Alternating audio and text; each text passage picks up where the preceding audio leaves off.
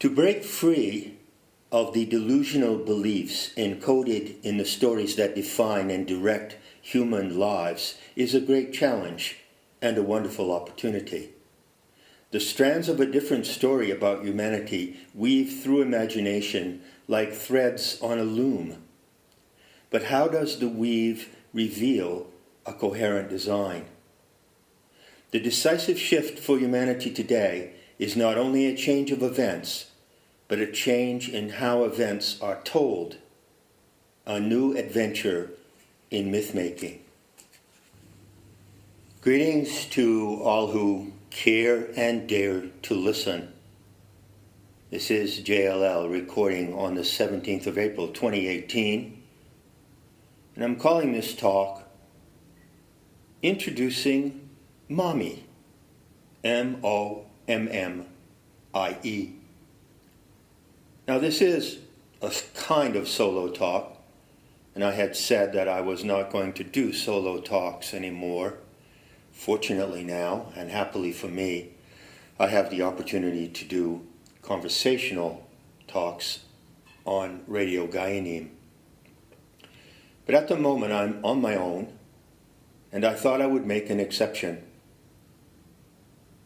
to the rule of no more solo presentations on the internet. My purpose in doing so is simple. And as you know, I always like to state my purposes and my pretenses right out in the open, so that you can know from the outset where I'm coming from, and you can choose if you want to come along with me or not. In a nutshell, the purpose of this talk is orientation. I'm reaching out to those of you who have taken an interest in the Superlearning Event. There's a Facebook page recently established on that topic. Also those of you, 2,500 or more, who belong to the JLL public group on Facebook, for what that's worth. Now I don't care much for Facebook, but if it serves you out there as a networking tool and as a kind of para-educational platform to pursue your interest in the matters that I teach, well, there you go. Use it as you will. At the same time that Facebook might be valuable to us, and other online media might be valuable in promoting the Sophianic message of Gnosis today, that is, the living Gnosis of this moment, there are other platforms and other means of communication and other structures of learning in preparation. And one of them is, of course, NEMETA, the School for Sophianic Arts and Sciences. So I'm going to orient you to NEMETA and to what is currently happening with my delivery, as I used to call it, on the internet. Just kick back for a moment and consider some of these terms. Sophianic Animism, Planetary Tantra, the Terma of Gaia Awakening, the Superlearning Event, the Calico War Party, Sophia's Correction. Now those are just a few terms. The list could be expanded. And what do those terms indicate? To what do they refer? Well, quite simply, they refer to aspects or dimensions of Gnosis today, the living Gnosis. Gnosis can be defined in various ways, and it can be misdefined and described in misleading and deceitful ways as well. So I advise you to look closely at anyone who uses the word gnosis or Gnostic. And take a good look at where they're coming from and scrutinize with care the definition that they give you of gnosis. The definition that I use is gnosis is the totality of what you can know innately and intuitively according to how you are designed to know. As I said at the beginning of the Gnostic investigation of the Mandela effect, the Gnostic teacher, the telestes, teaches you according to the way your mind is designed to learn. That's what a true Gnostic does. So no one can claim to be a Gnostic if they do not address that design. So what is the design of human intelligence? Do those self-styled gurus or commentators on esoteric matters and the ancient mysteries that you can access on the internet today, do they know how the human mind was designed to learn?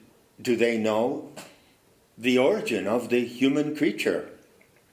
The anthropos, the anthropine species, what do they know about it?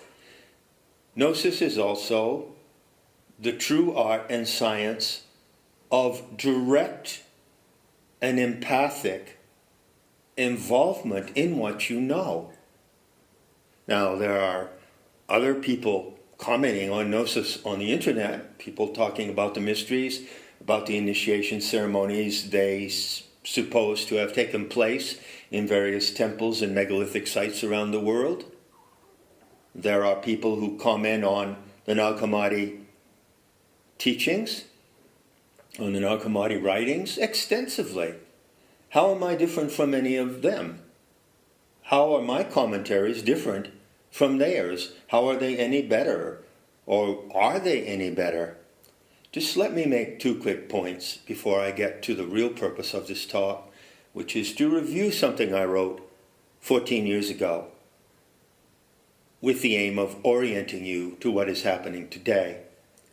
First, just let me make this point about myself. I've never said this before in exactly these terms, and I'm happy to be able to say it today. When you regard other teachers, writers, authors, researchers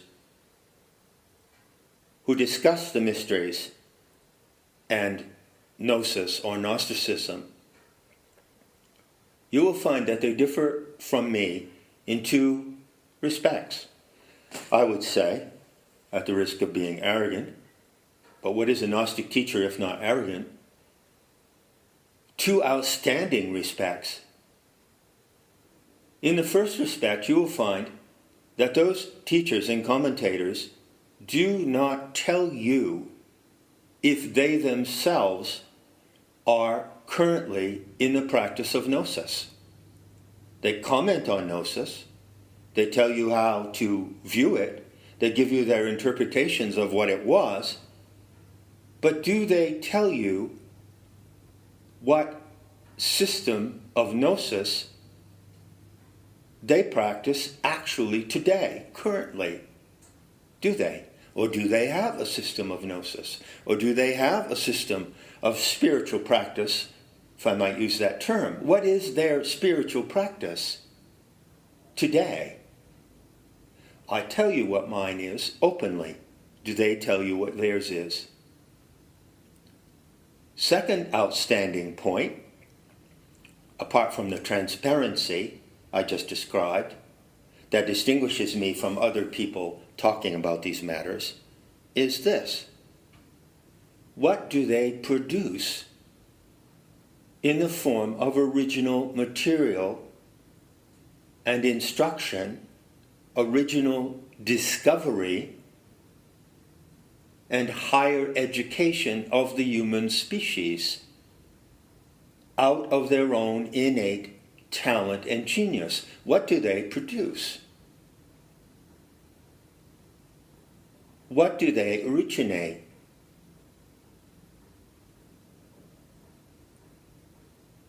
Everyone that I know that I've ever heard on the internet or read in books who's commenting on the ancient mysteries or Gnosticism or the Nag Hammadi writings or the Hermetics or the Neoplatonic philosophers such as Plotinus and Proclus or the Hermetic Renaissance philosophers such as Ficino or the Blavatskyan narrative elaborators, and so forth and so on. Everyone who comments on these esoteric and arcane matters and who purports to tell you what they're all about and to enlighten you and educate you on these matters are simply commenting and commentating. Is that the word? Commentating? They are simply acting the role of commentators. But commentators do not originate anything. So I stand by my claim of the two outstanding features of my work, which is exemplary of how I live my life: transparency and originality. And as MC Hammer famously said, well, you know the line. So I'm coming to you from that viewpoint on myself. This is how I regard myself. And I'm coming to you today with a message of orientation and also a message of appreciation for your involvement so far. Now, if you're involved in the Sophianic message so far, I'm here to tell you that it's a treat, as you know. It's rich, it's profound, it's life-changing, and it's coming to the point of a really steep curve in the road, or a steep learning curve, if you want to call it that. So my purpose today is to orient you on this steep bend in the learning curve. You know, the Romantics had an idea, I've spoken of it often. The Romantics had a meme, or theme, which goes by the title, by the phrase, the education of the human race. I modify that slightly. I would call it the higher education of the human race. And that romantic motif, that romantic undertaking, was a failure, as I've explained many times, due to the fact that the Romantics, who wished to educate and guide humanity toward its true potential, were unable to do so for a number of reasons, but mainly because they lacked the Sophianic narrative. Well, the Sophianic narrative has been restored now since 2006, even earlier, since 2002, 2004. And so the project of the higher education of the human race can now be resumed, and it can be carried forward in ways that the Romantics could not possibly have ever conceived. Sophianic Animism, Planetary Tantra, the Terma of Gaia Awakening, the Superlearning Event, the Calico War Party, Sophia's Correction, these are all accessory concepts that belong to that great undertaking, the higher education of the human race. But wait, it gets even better. Because this educational process is truly that. It is truly a drawing forth, that's what education means, of that which is innately in you as a human animal, as an anthropine, and a magical child of the wisdom goddess. The education doesn't come entirely from outside. The education is the activation of what you have within you. What you know, what you can imagine, what you can create, what you can dream and make real, and also what you can overcome, what you can and must overcome. So all of these activities that I just named are, of course, dimensions of my life work. Am I the origin of them? Well, yes and no. Because those dimensions of knowledge and experimentation and creativity that I've defined come into this world by a tantric act of coupling, by a dyadic dynamic. I operate in a dyadic dynamic. I operate in a power sharing mode. I've said that Planetary Tantra is a pact of sharing power with the earth. In the course of the Gnostic investigation of the Mandela effect, I introduced the three-letter term PSI as a user-friendly term, an acronym that you might adopt. I introduced that because I know that at first sight, it is not always comfortable to take on the terms wisdom goddess, earth goddess, aeonic mother, Gaia Sophia, the Aeon Sophia, and the half-dozen other terms that I commonly use, and those in Planetary Tantra commonly use, to refer to the living presence and power of the planet Earth.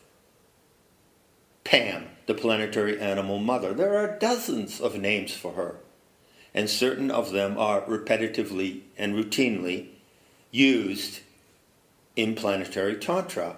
But if you want to call all of that the PSI, meaning the plenary sovereign intelligence, then call it PSI. But remember that the PSI is the intelligence of an entity and an agency. It's not just some kind of intelligence that floats like data points in cyberspace. It is an incarnated agency of intelligence, the telluric matrix of the intelligence of the earth itself. That is the PSI. It's called plenary because it includes everything that occurs in the life of the earth and in the creatures who live upon the earth, and everything that occurs in the sea, in the oceans, in the atmosphere. So it is plenary. Plenary also refers back to the pleroma, because pleroma means a plenum, or something that is full and complete. It is sovereign because it has agency. The Aeonic Mother has agency as of August of 2016. And there you go. So use the PSI acronym if you're comfortable with that. But as you do so, bear in mind that that designation means nothing unless you are capable to bring your mind, your heart, and all of your senses to the act of recognition that the earth is alive and becoming interactive with the human species in a particular and unparalleled way. Sophia's correction. The divine experiment on earth has been hacked by the archontic forces, and the divine experiment on earth has been taken in a direction that was not compatible with its original parameters, nor is it compatible with the true nature and creative potential of the human animal. And so a correction is at hand. That correction began after a 3-year period of reset that ended in March of 2014. So now, March of 2018, what does that come to? 4 years of Sophia's correction, which is equivalent to about 13 seconds of her time. What's happening right now is that Sophia's correction is beginning to really get some tread. It's building up a tremendous head of steam, and it's gaining force and direction and definition in a remarkable way. Now, how would anybody even know that? Well, in the first place, you have to have a genuine Gnostic teacher who puts the event on the map, or who maps the event in a way that your mind can grasp. The role of the Gnostic teacher, Telestis, is the same as the role of the Nagual in experimental shamanism. The role of the Nagual is to define syntax and steady the approach to the unknown. The gift of the Nagual is freedom. So, there has to be initially an inceptor.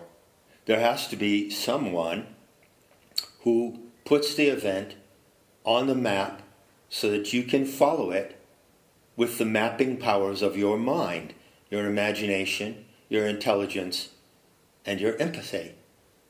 That's been done.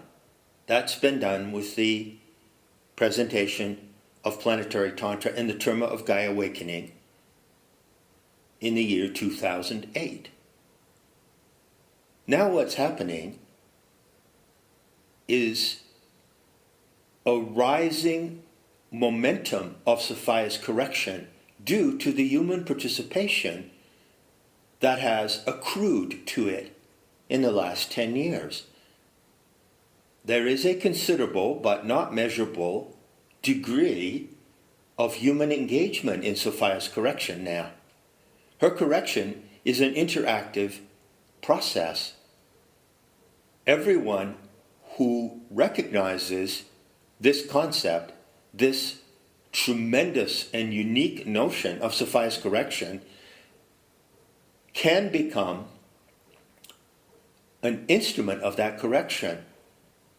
You do so by coupling your power, your creative power, and your gifts and talents with the designs and purposes of the wisdom goddess. That coupling process, which is a tantric process of Mythophrenia, is the technique that I have used to produce this material in the first place. And it is the same technique that you use in order to take it on and develop it on your own terms, but rigorously within the parameters provided by the living gnosis. You can't just do anything with this intel. It's not an anything goes proposition, and it's not some kind of game of make-believe and magical thinking such as you see in the New Age or New Cage programs and propaganda. Be clear on that. So, consistent with my intention here today to orient you to the Superlearning Event, I want you to know that the Superlearning Event is something that is not only happening in your life, but get this, even more so, even more truly so, it is something that is happening to your life.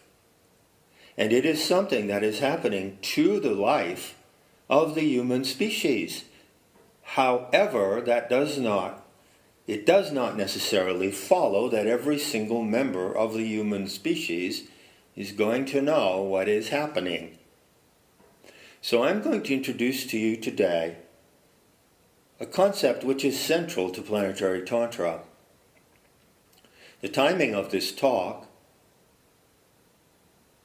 is consistent with the concept. How so? Well, today, April 17th, is the second day of the shift of Bhudevi and Tara, according to the correlation of the lunar cycles to the 13 zodiacal constellations. Now, this practice of observing the lunar cycles as they indicate the frequencies or shifts of different Shakti Dakini powers of the Earth Mother is a central practice of Planetary Tantra, and it is not difficult to learn. All the essentials of Planetary Tantra are going to be available for free through NEMETA in the future, Planetary Tantra will always be free. The core teachings and practices, the core method of which I'm going to speak today, will always be free. The Superlearning Event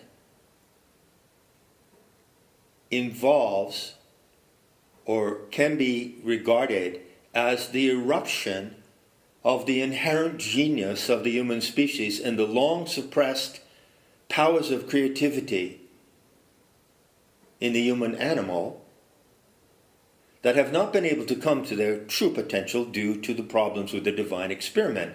Now that correction is underway, it is the moment to seize this opportunity of the Superlearning Event. Those who do so self-select into Sophia's correction. This notion of self-selection has been inherent to Planetary Tantra since the Terma came to the world in August of 2008. Those in the practice who look at the constellations and read the sky, which is an essential practice you need to do in order to master the data operating system of human imagination, well, this practice involves associating different themes and motifs with those Shakti powers, Shodashi, Idris, Vudasi, Tara, Bhudevi, and others, associating themes and topics with them, correlating them to the 9 muses, and at the same time following the day-by-day and month-by-month unfoldment of those powers. By undertaking this practice, which is common to the Superlearning Event and to Planetary Tantra, you self-select into Sophia's correction. Those who do not self-select into Sophia's correction do not participate in her correction as elective agents, although they may be drawn into the power of her correction in other ways. But to be an elective agent, a self-appointed agent, if you will, you must undertake these practices. So those of you who've come into the Superlearning Event, and I see you signing up on the Facebook page, I'd like you to understand what you're getting into here. Eventually, you're coming into the heart of Planetary Tantra. You may recognize that also as the genre of Sophianic Animism. So there's a Facebook page for Sophianic Animism as well. Why do you have these different concepts? They're simply facets of a single jewel, which is the jewel of the Terma of Gaia Awakening, which has primarily 5 facets, and so it is called the Chintamani, or the wish-fulfilling gem of 5 facets. So I'm making this special and exceptional orientation talk today at the beginning of a new Dakini shift. You identify the shift by the appearance of the crescent moon in the sky, and by other factors as well. Generally, though, the moon is the teacher of the Superlearning Event, just as Jupiter is the teacher of the events that are due to unfold across the entire world in the course of Sophia's correction. So the moon is at your service in this practice, and the moon is your teacher. So as I speak, the moon is emerging from its dark moment, the dark of the moon, when it passes between the earth and the sun and is not visible. And as the moon emerges, it appears as the sunset crescent in the evening sky against the background of certain star patterns. And so the constellation where it appears identifies the Dakini or Muse, who is on shift for that lunar month of 29 days. So for the current shift, there's an exceptional situation It involves the constellation of the bull. And with the bull, there is an exceptional case of two Dakini or Shakti powers, two Mahavidyas, associated with that constellation. One of them is Bhudevi, which means simply the earth goddess. Bhu, B-H-U, is the Sanskrit word for the earth, and Devi means a divine or radiant emanation. The earth goddess, Bhudevi, and Tara. Now Tara is known in Planetary Tantra in her specific manifestation as the wrathful green Tara, and you can call her the selector. Tara is associated specifically with the star Aldebaran in the eye of the bull.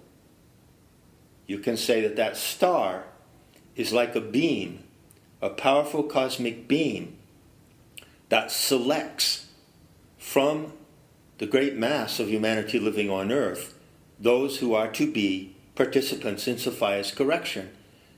So it is a great paradox, and it is a quandary, and it is a wonder to understand that you select and you are both selected. You both select and are selected. There's a line in Parzival of Wolfram von Eschenbach, quote, "The Grail selects its own," end quote. So mysteriously, there is a process of selection and self-selection that occur simultaneously and complement each other. And those processes come under the watchful guidance of the wrathful green Tara, the selector. By contrast, the earth goddess, Bhudevi, who belongs to the circle of the 10 Mahavidyas as well, is associated, or may be associated, with the magnificent open star cluster of the Pleiades.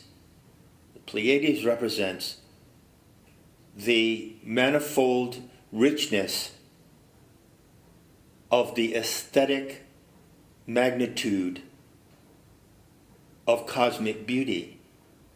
The magnitude of cosmic beauty and the magnitude of telluric or earthly beauty and the magnitude of the beauty of the anthropine species and all species that live in the dreaming of the planetary animal mother. The Pleiades, a magnificent open star cluster located on the back of the neck of the constellation of the bull. So I speak to you today from a knowledge of the sky writing, and I speak to you as a reflection and extension of that writing. I speak to you in conformity with the eruption of those aspects of Sophia's intelligence that present themselves through the cycles of the moon. Moon is your teacher. Your campus is NEMETA.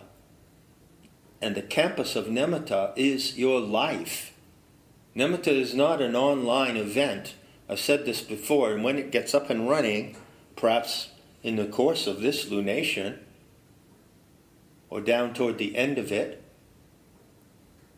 when the launch occurs, you need to know from the outset that NEMETA is the online portal to an in-life event that you yourself carry forward.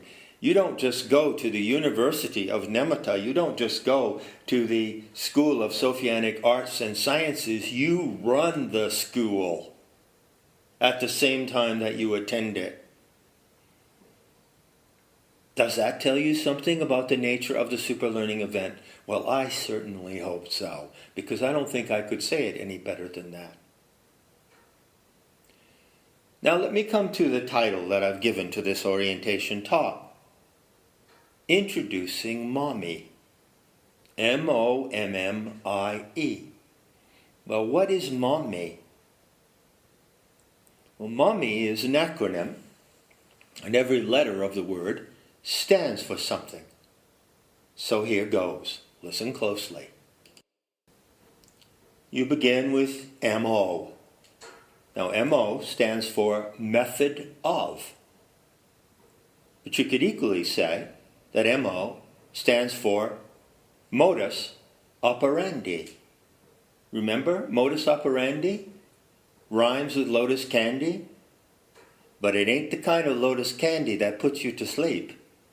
It's the kind of lotus candy that wakes you up to the dream in which you are living, so that you become conscious that the dreamer is going lucid and wants to contact you. MO stands for Modus Operandi. The term is used in criminology. What is the MO of a certain perpetrator?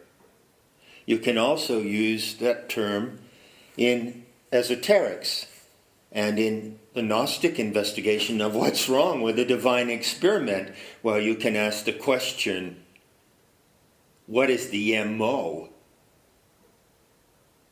of the human perpetrators of the scheme of master deceit and domination on this planet? What is their MO? And what is the MO of those who are in Sophia's correction? That's where you are now. That's where you come. That's where you may place yourself and place your life. And here is exactly what that MO consists of.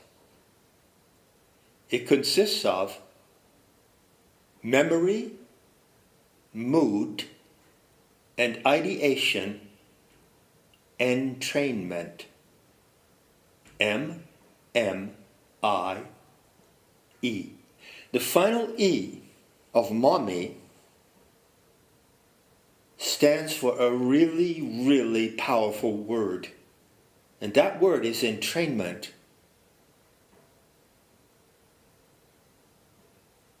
I strongly advise you to think of that word, or try to bring that word to your mind in the morning when you wake up, and make that word and the concept and idea cued by that word, entrainment, make that the initial motif of your day. Just sit and think a little bit about entrainment. Just muse on it for a moment. What is entrainment? Well, there could be, obviously, many examples of entrainment that I might give. There are some extremely nefarious examples of entrainment. Those who are hooked to their iPads or iPods or Android telephones are in a state of entrainment to the archontic media. Children who sit in front of television and become captivated by the flicker rate and watch the hideous content that is broadcast through that screen are in a state of entrainment. Jews who pray at the Wailing Wall and bob their heads while they repeat prayers that are written in pieces of paper contained in the phylacteries that are strapped to their heads, are in a state of entrainment. Children in the Muslim schools, I forget what they're called, the madrasis, who likewise are forced to repeat and recite passages from the Quran, are in a state of entrainment. Wow, many, many examples could be given, and of course, most of those examples, which have been studied and discussed widely on the alternative media, on the internet, are nefarious and harmful. But when you muse on the notion of entrainment, I want you to take into account the possibility that entrainment is absolutely essential to the higher trajectory and higher education of the human species, that there is such a thing as, no, there is a process, it's not a thing, Get your act together here, Lash. There is a process of entrainment that bonds you to the mind and emotion and memory of the planet itself, the MMI. To be entrained to the MMI, to the memory, mood, and ideation of your planetary mother. That is the highest desire of everyone who comes to Sophianic Animism and Planetary Tantra. So hold to your highest desire. To be entrained, make it your highest desire. To be entrained. And the moon is your teacher of the planetary code. And Jupiter is Thelete, the guru, and the guide to Sophia's correction. Know that. Know those simple facts. I call them facts. How can I call them facts? Well, they're facts of life to me, folks, and not just me. They are the facts of the living gnosis today. When you are in the practice of Planetary Tantra, when you observe the Terma of Gaia Awakening, you don't have to wonder anymore in an idle and speculative manner. You can wonder for real. You don't have to guess anymore. You don't have to engage in magical thinking and make-believe. You can really know. And if you really want to know, then that desire to know will show you how deep is your love. How deep is your love for the source of life that puts the breath in your lungs as you hear me speak, that pumps the blood through your veins, that supports the osmosis across the membranes of every cell in your body. As I speak, as you listen, how deep is your love for that force? And how deep is your love for learning? The love to know her. And to know her is to love her. That's gnosis. The Superlearning Event is a process of entrainment that you voluntarily undertake. And it's a course of learning in which you engage the memory, the mood, and the ideation of the planet itself, of the Aeon, Sophia, who is present to you in material immanence in the sensorial body of the earth, no matter what its shape may be. Remember that PAM, which stands for Planetary Animal Mother, could also stand for Planetary Amoebic Mass. The other day, just yesterday in fact, the first day of this shift, I was sitting on Charlotte's Ridge, and I had some reflections about planetary mitosis, if you don't mind me saying so. Now, I'm not going to share those reflections right now,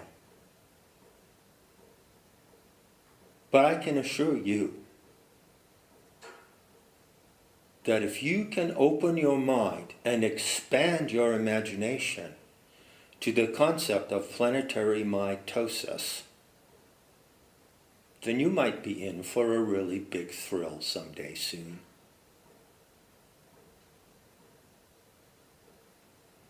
But don't imagine it as a material splitting of the material body of the earth. No, that's not correct.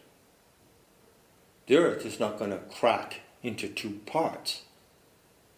Having said that, I must point out that there's some amazingly massive cracks appearing in the surface of the earth. Did you know that? Since correction in 2014. And one of these cracks, which is the biggest of all, is following the fault line of the Rift Valley in Africa, in Kenya. The Rift Valley, which is falsely associated with the Lucy discovery and some bogus scientific narrative of the origins of humanity. Nevertheless, the Rift Valley is a remarkable place, and it extends all the way northward from Africa to terminate, guess where? At the Dead Sea. And right now, there is a massive crack occurring along the tectonic lines of the Rift Valley.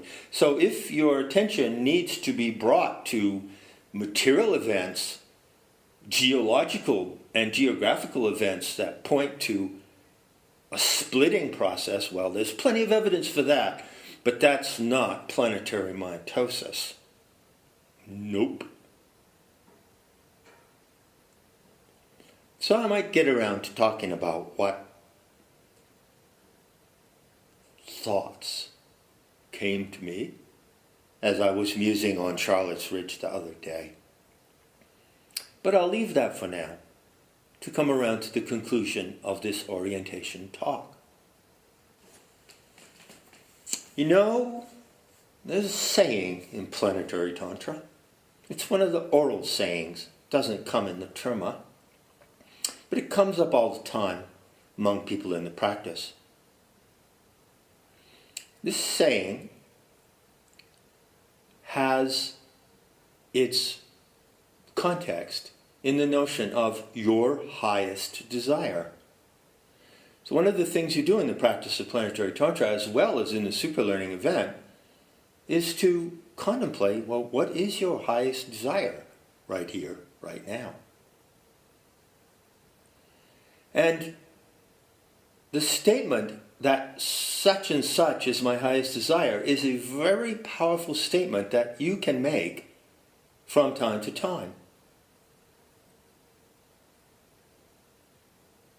There's a saying in Planetary Tantra that goes like this: hold to your highest desire and surrender its attainment, not precluding that it will be rendered to you by the power of the Shakti cluster. Now, it may sound like an odd saying. In fact, I know some people who have questioned the sense of that and rejected it, because it says to hold to something that you desire and at the same time surrender its attainment. But there's a trick in that proposition, and it's something that you can only come to realize by living it, by trying it out.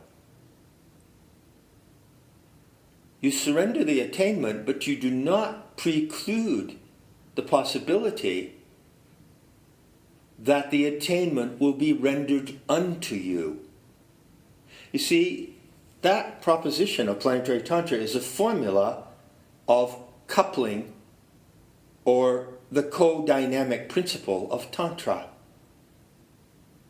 What you can attain in your life, you cannot attain on your own.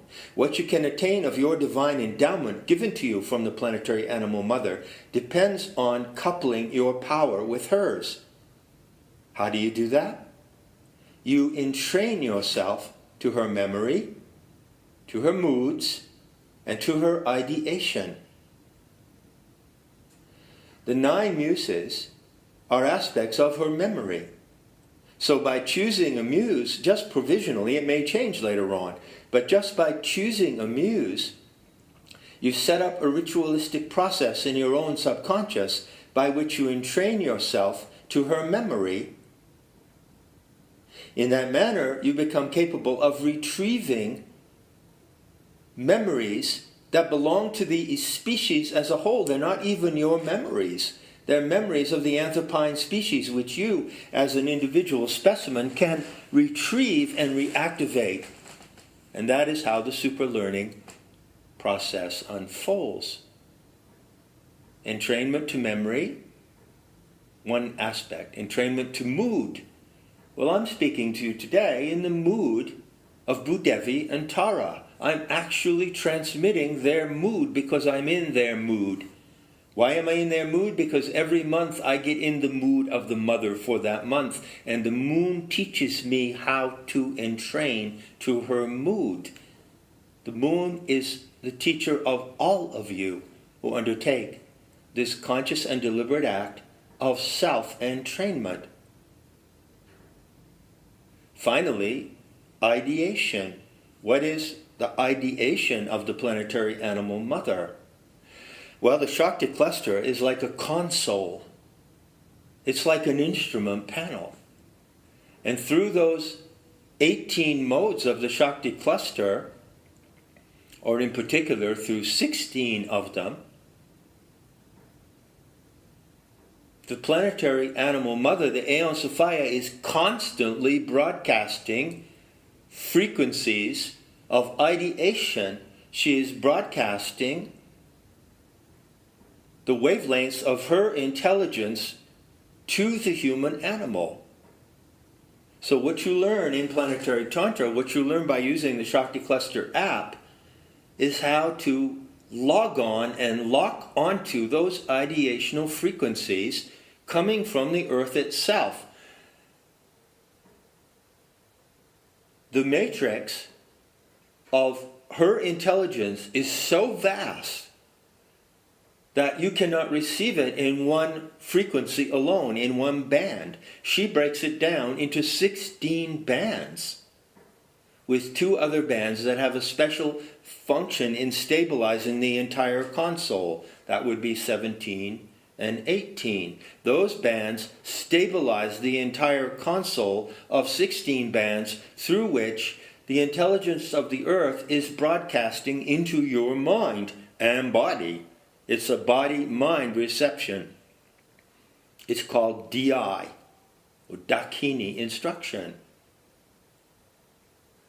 So Dakini instruction, Sophianic Animism, the Shakti Cluster app, the practices of Planetary Tantra, correlations of the Dakinis and Mahavidyas to the Muses, Superlearning Event, the Calico War Party, Sophia's correction. All of these concepts are not merely concepts. They are in fact descriptions of something that is happening to you if you select into Sophia's correction. Someone said to me the other day, and it was a wonderful relief, well, the way that I can answer the accusation that I'm a cult leader and that I'm starting a cult is this.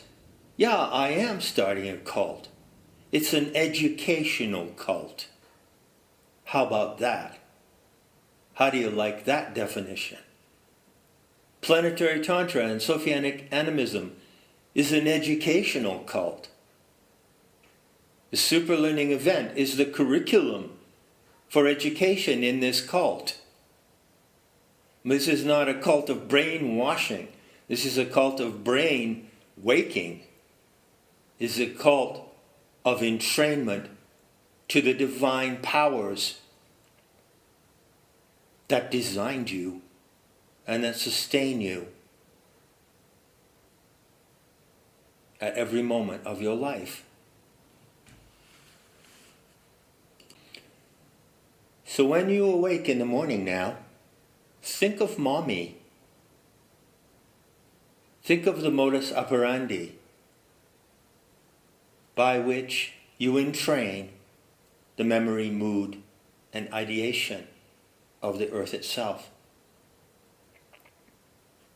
And see how that thought, how that morning contemplation draws you more deeply into the Superlearning Event.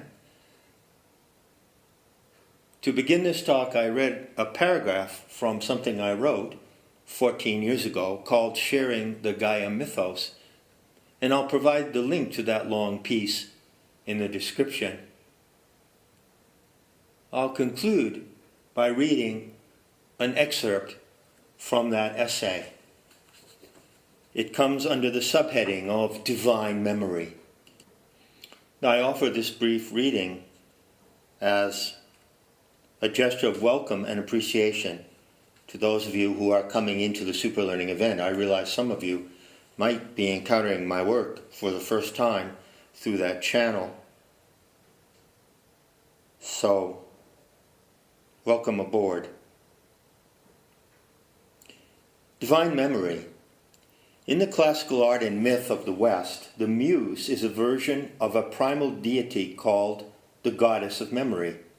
By invoking her, Virgil and other poets of antiquity acknowledged their reliance on a primal memory source for their feats of mythic recitation. They did not author myths, although they did craft a language for them. They were myth makers in the sense that they provided language for the mythos, but they did not make up the mythos all by themselves.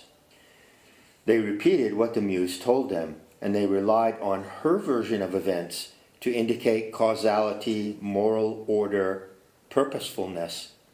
Benefiting from her transpersonal input, ancient poets were able to fathom the causes of things past, decisive events in prehistory that led to known historical events. Thus, Virgil, author of the Aeneid in Latin, relates how the mythical adventures of Aeneas led to the historical founding of Rome in 747 BCE. Another famous invocation of the Muse occurs in the Works and Days, a cosmological poem attributed to Hesiod around 800 BCE. Quote, "Muses who from Pieria give glory through song, come to me and tell of Zeus, your own father." End quote. Of course, the reference here to Zeus is to a celestial father, and as you know, in Planetary Tantra and in the current course of correction, Zeus can be identified with Thelete and Jupiter. Here the poet refers to a tradition that describes 9 muses, the daughters of Mnemosyne. This rather daunting name is one of the most precious clues in our Western mythological heritage. The strange name persists as a mere trace in the modern word mnemonic, referring to devices or techniques used to assist memory. The plural, mnemonics, refers to any system for improving the memory. The name given to the goddess of memory relates to the Greek word mnemonikos, mindfulness or remembering, based on the Indo-European root nama, to remember. The root of the word remember is thus the name of a mythical woman. If this association looks fantastic to us today, the ancient experience behind it is even more fantastic.